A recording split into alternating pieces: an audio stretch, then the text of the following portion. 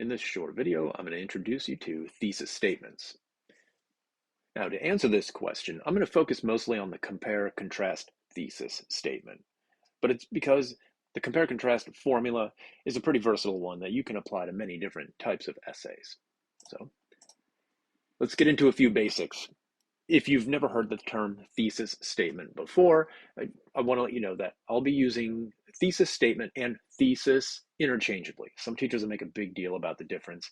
I'm not going to make a big deal. So if I say thesis or thesis statement, it means the same thing. And what that means is it's a sentence, sometimes two, usually one sentence in your paper that expresses the main idea of what that entire essay is about.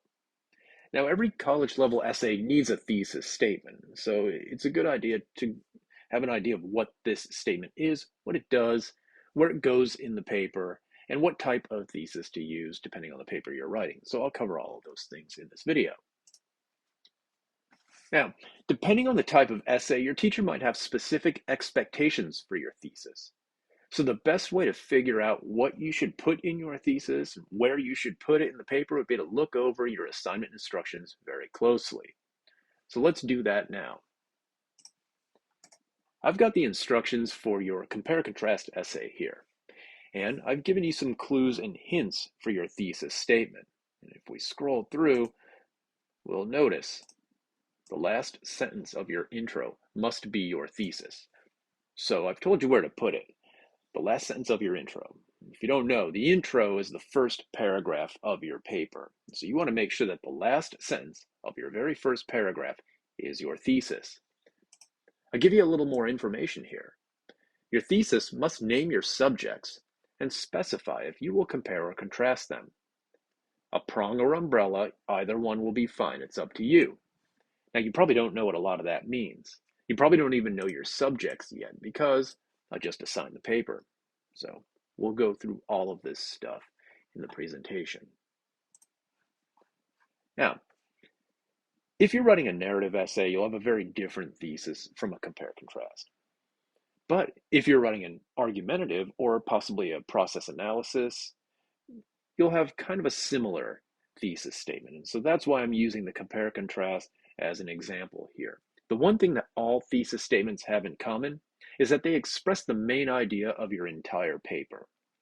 And so that's the one thing you can take away from this presentation, is that a thesis statement is a sentence, sometimes two, but usually one, that expresses the main idea of your entire paper. Now, for my class, and for this paper, and for the next one, you have a choice to go with either an umbrella thesis or a prong thesis. And you probably don't know what those are. So an umbrella thesis is a very loose kind of general statement that gives kind of a very open-ended idea of where the paper is headed. So it's loose, it's stylish, but that style comes at some cost because you have to have a clear plan for your paper and you have to know how to implement that plan using topic sentences. So if you don't know what topic sentences are yet, the umbrella might be a little challenging. Now, if you already know about topic sentences, an umbrella can be a great choice, especially if you're a stylish writer. Now, if that's not you, you've got another choice, the prong thesis. This one goes a step further. It does more than just provide a loose idea of where the paper's headed. This one's very exact and very specific, and it tells readers exactly what you'll cover in the paper in the exact order that you'll cover it. So it's kind of rigid, and I don't mean that in a bad way. What I mean is it reduces the stress you have in terms of organizing your ideas. The thesis kind of does it for you. And if your reader is disorganized, which you never know if your reader is organized or not, the prong thesis helps organize your reader's thoughts by putting your three main points in the order that you'll cover them in the paper. So let's take a look at an umbrella thesis. This is for a contrast essay. Let's listen to it and see if we can recognize how it's kind of broad.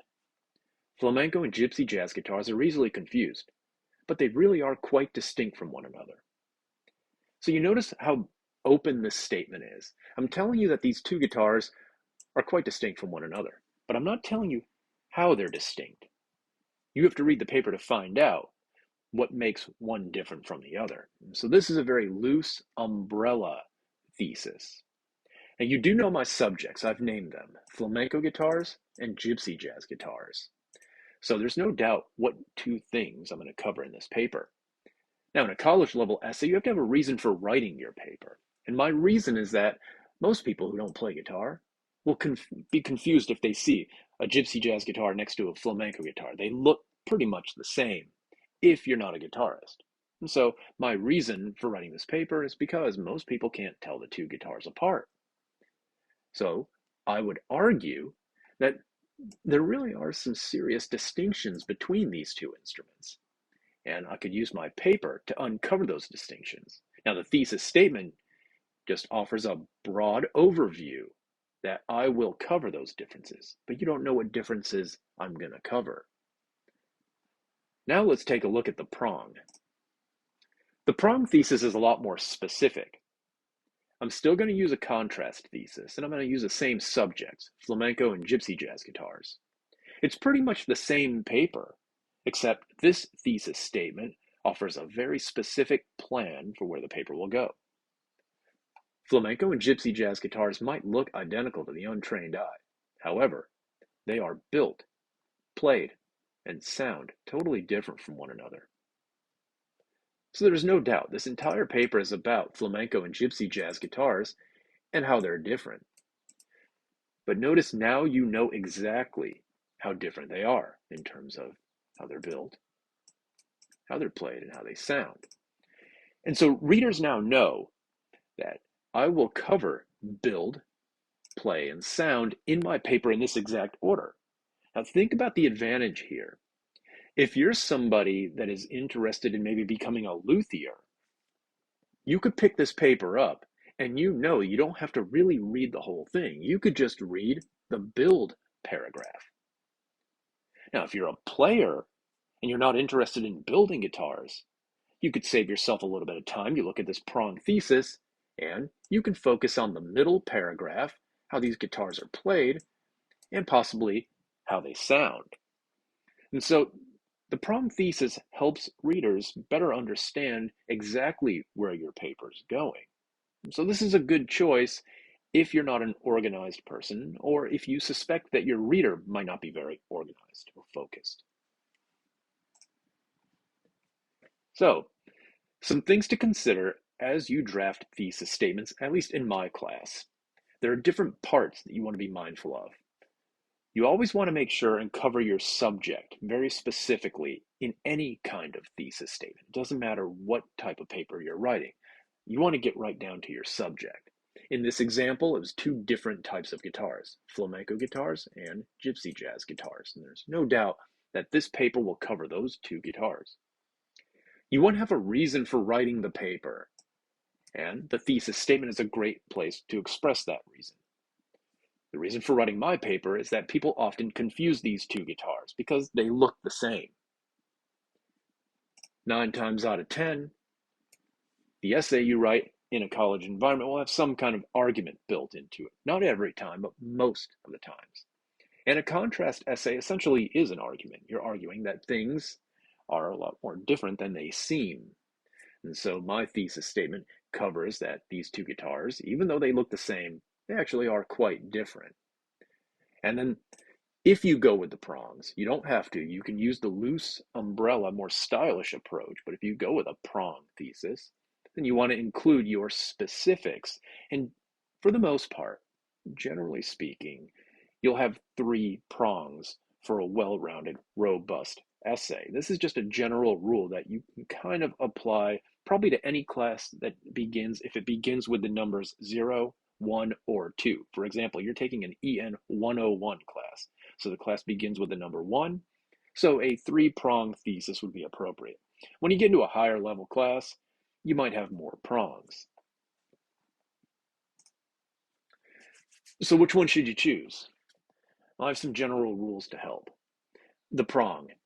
If you're not very organized, the prong could be a lifesaver, and I recommend it.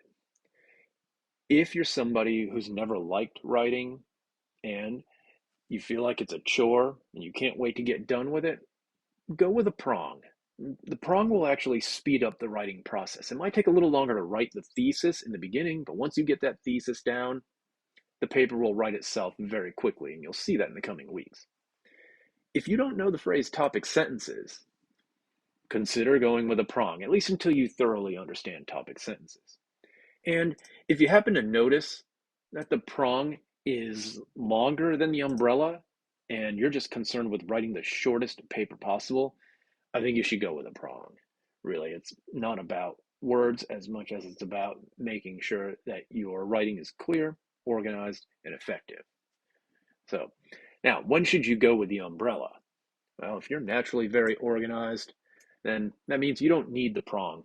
You can kind of let your style do its thing, and the umbrella would probably be appropriate for the type of paper you're writing. If you really know topic sentences and how to use them, go with an umbrella. Get a stylish umbrella thesis at the end of your intro, and then write some really tight, specific topic sentences to guide your reader. Now, if you're somebody who's just sick of writing these sort of simplistic, rigid, prong thesis statements because you've been doing it forever, and you've had those teachers that have really drilled the prong into you, and you're just sick of it, then go with an umbrella. There's nothing wrong with it. I like both equally. So if you're somebody who you're now in college and you're going like, wow, I thought prong thesis statements were for high schoolers, I'm over it, well, then don't use a prong. That'd be fine with me. That's what the umbrella is for. Now, here's a huge mistake that I see, especially in the compare-contrast essay. Quite often, people will give me a fact, and they think it's a thesis statement. For the most part, facts won't work for thesis statements. Here's an example of a weak factual statement that would not be appropriate for a college-level thesis. Chocolate and vanilla are two very different flavors, but most people prefer chocolate. That's a fact. If you stand in any grocery store checkout line and look at the candy, 99% of the candy bars are chocolate because nobody prefers vanilla for the most part. And so there's really no argument here. If you were to blindfold 99 people and give them chocolate and vanilla, they're going to be able to tell you the difference because it's obvious. They're two very different flavors. And it's also very obvious that most people prefer chocolate. And so there's not much potential here for a thesis statement. You're just stating the obvious, and nobody needs to read a paper on anything that's that obvious. Here's another weak one. Albany and New York City are both in New York, but there are a lot of differences. Again, nobody really needs to be told this. It's pretty obvious that both of these cities are in New York, and I don't think anybody's getting dropped in the middle of Albany and thinking they're in New York City, and vice versa. There are a few things that kind of give it away. Like, I doubt anybody's ever stood at the Statue of Liberty and figured they are in Albany. So this is too simplistic. It's too factual. This would not be an appropriate thesis because there's nothing to argue in this one. So you don't want to state the obvious in a college level thesis. Let's take a look at a real life example thesis statement. I've got a contrast essay here, and there's a good chance you will be looking at this essay as an example in your class. Now, if you've been paying attention, you know exactly where to look to find the thesis, the last sentence of the intro, or the very first paragraph. And so we can go right there with no guesswork. I'm going to read this thesis to you, and let's see if you can recognize if it's a prong or an umbrella. Old school skate parks of the 1970s differ from modern skate parks in their focus on surf emulation, lack of coping and other hard angles intended for grinding, as well as a lack of overall diversity in terrain. So notice everything that this thesis statement tells us. What is this paper about? What are the subjects? Old school skate parks of the 1970s and modern skate parks. So there are subjects. What's the reasoning for writing this paper? Well, it's implied. They're both types of skate parks, and I don't think most people can tell one skate park from the other. So, the two subjects, old parks, new parks. The reason for the analysis? Well, they're both skate parks. Is it a compare or a contrast essay? Well, that's in here too. Notice the word differ. So this paper is contrasts. And is it a prong or an umbrella? Hopefully you caught that this is a prong. And the three prongs are: they differ in focus on surf emulation, they differ in coping and grinding surfaces, and they differ in diversity of terrain. Now, if you go through and read this paper, you'll see it plays out exactly as the thesis says. It begins with surf emulation, progresses to grinding surfaces in the middle, and ends on diversity of terrain. But that's for a later day. For now, we're just focused on the thesis statement. So that's pretty much all I have. I'm hoping that this video answered any questions you had about thesis statements. If you find that you do have any additional questions about thesis statements in general or the thesis statement for your upcoming essay, shoot me an email in Brightspace, and I'll get back to you right away.